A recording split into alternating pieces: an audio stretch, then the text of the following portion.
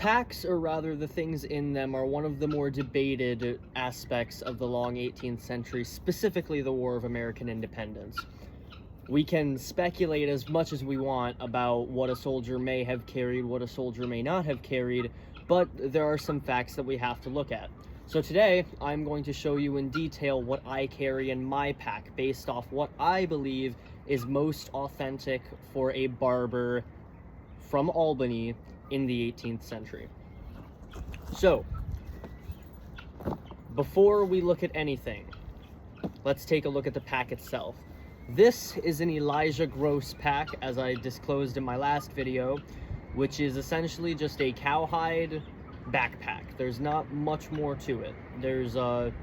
That's really all it is. And they use cowhide because, and actually this is the same reason that the British Army uses goat skin, it is water resistant. Not a lot of things are getting onto your personal belongings when it rains, etc., etc., because it's water resistant. So, when we first open the pack,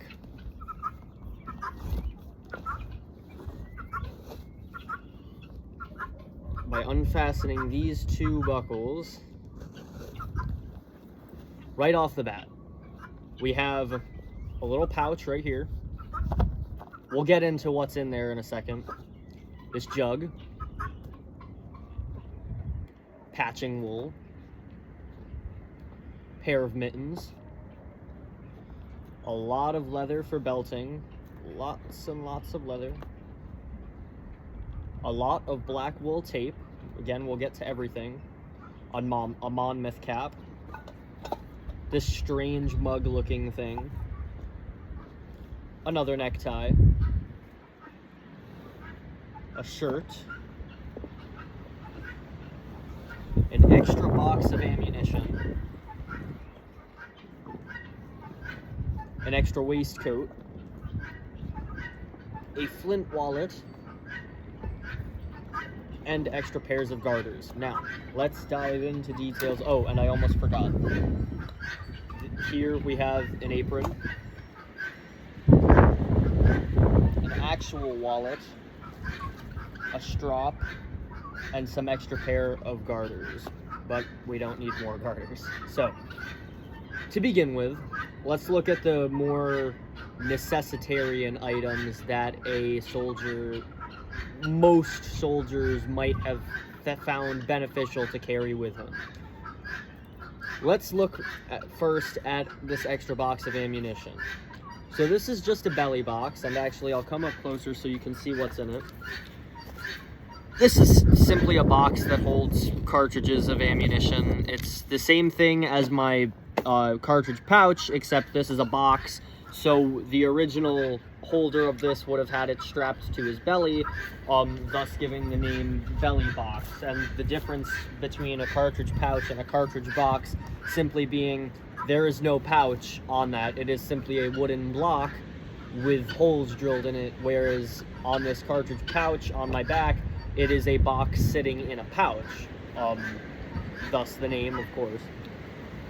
Let's see. So here is a shirt, an extra shirt, or what I call a smock, and what actually they call the smock if it was your work shirt, which is essentially a shirt that goes on top of your shirt and waistcoat for when you're working. Or it could just be an extra shirt, because in the 18th century, you really only have 2 to 3 shirts that you own, and you change them on a weekly basis. Again, this is all very, very normal. So, on top of that is an extra waistcoat. Now this is a small square cut waistcoat. It is double-breasted, or rather it's not double-breasted, it's sewn to appear as if it were double-breasted. There's not much to it. It's made out of a checked wool with a blue linen back. And this is just a change if I wanted a new waistcoat. Let's say if the waistcoat that I'm wearing right now got dirty. Alright?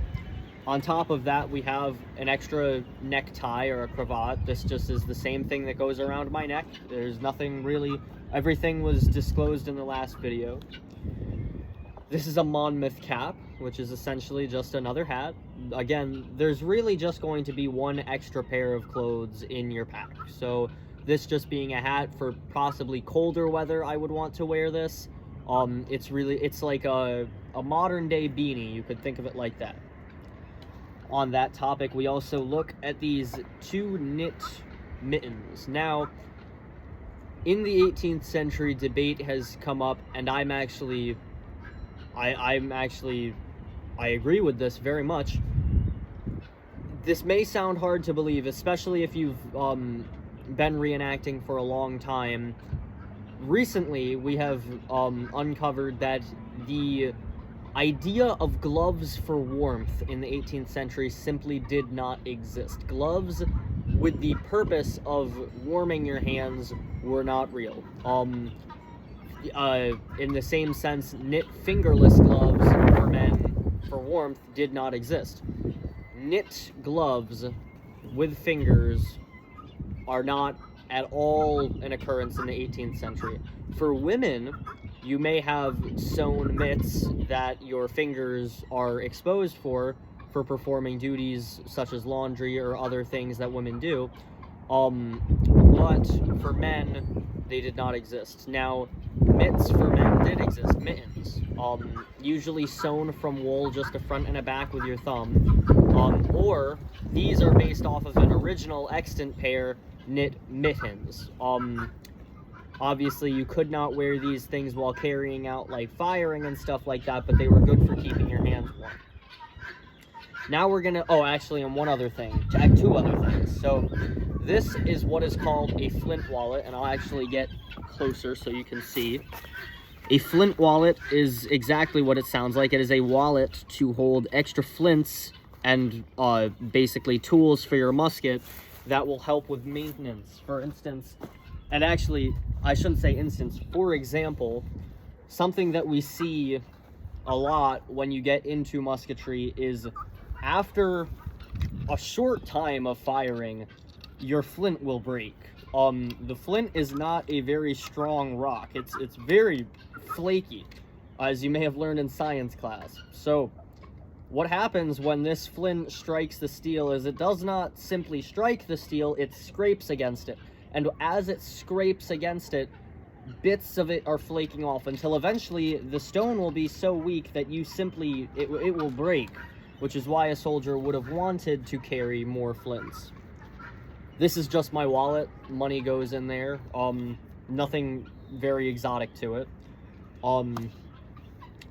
Now let's get into the specific stuff. So, I carry extra leather for belting in case I need belting. Let's say, for example, the sling on my musket broke and I want to replace that, or the belt carrying my my pack were to break, I want to replace that, or belting carrying my cartridge pouch broke and I want to replace it. I have a lot of extra leather for belting. That's what all this is for. These are garters, so essentially, I'm sure you've noticed these black things around the lower part of my knee. Those are there with the specific intent of keeping my stockings up, making sure that they stay up. Nothing too fancy about that. This is patching wool, because the coat that I'm wearing is as a contract coat, and a notorious thing about these coats is that they gave out very, very quickly. They're very poorly sewn. The facings are not functional. The cuffs are not functional. It's all just kind of thrown together, and the elbows give out very, very fast. In fact, the first thing to give out on one of these coats is the elbows. As you can see, I've already had to repair my elbows multiple times, as they did in the 18th century. Nothing very out of the ordinary about that either. So patching wool, we have patching wool. Now let's get into some trade-specific stuff. This is my favorite. First off, we have this Russian hemp apron. So essentially, this is just a normal apron.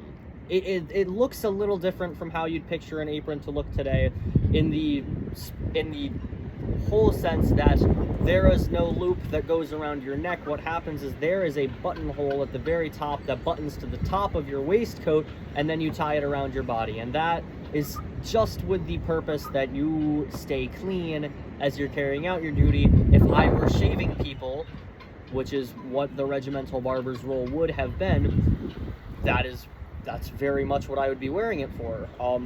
To make sure that shaving cream doesn't get onto my uniform, to make sure that hair does not get onto my uniform, stuff like that.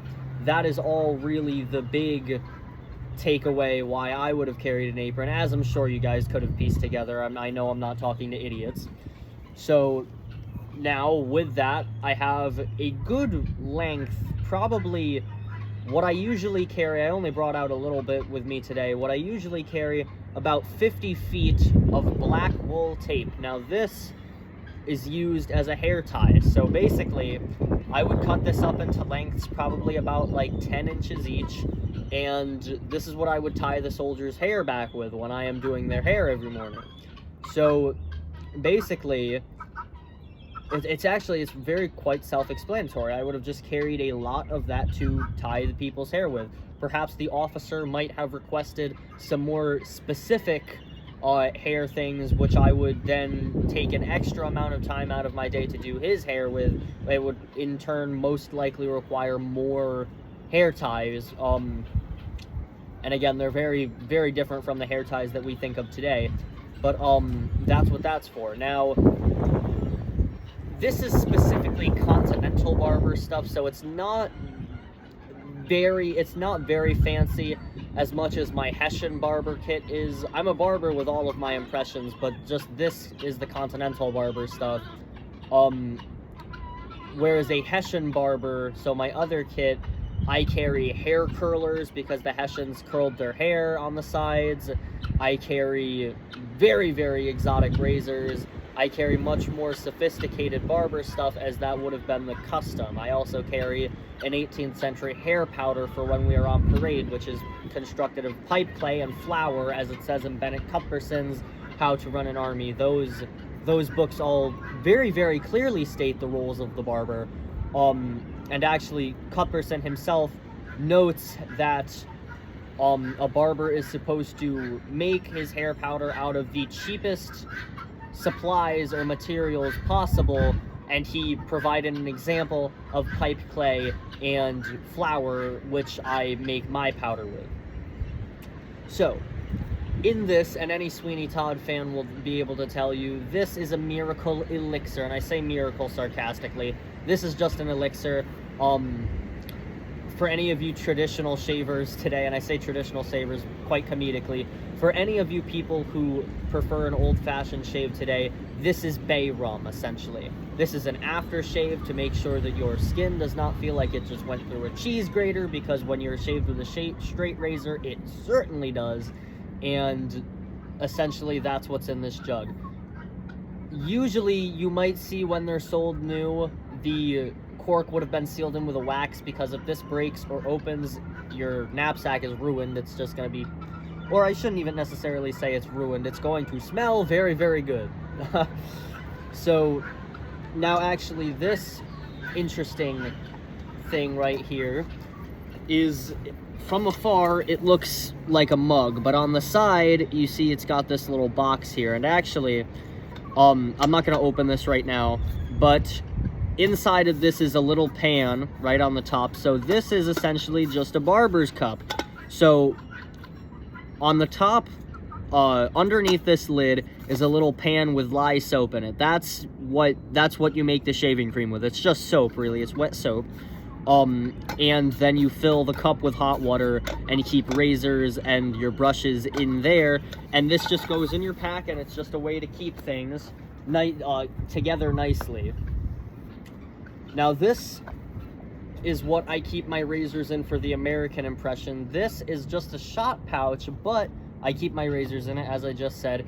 In the 18th century, a barber that was like an established barber definitely would have had a case for his razors. Essentially just a wooden box where you have like 7 or 12 razors lined out in a row. They would have all been matching. They would have looked very, very nice, very professional. He might have kept that in his pack. But a barber of my standing might not have had time to retrieve all of that stuff, might not have also had the money for that stuff right before he joined the military.